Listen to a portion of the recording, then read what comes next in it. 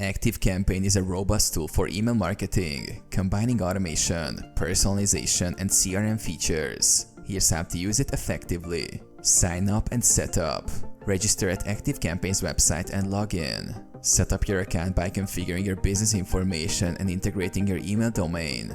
Create lists and segments. Go to the contact section to create lists. Segment your audience based on criteria like behavior, demographics, or interests to ensure targeted email campaigns. Design email campaigns. Navigate to campaigns and click Create a Campaign.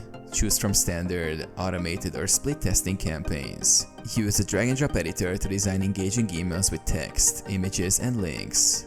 Set up automations. Access the Automations tab to create workflows.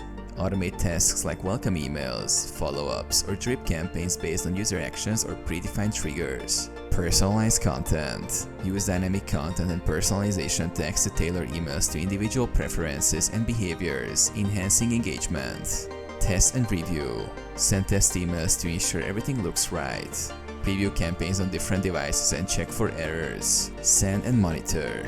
Once ready, schedule or send your campaign. Monitor performance through reports to track open rates, click-through rates, and other metrics. Optimize.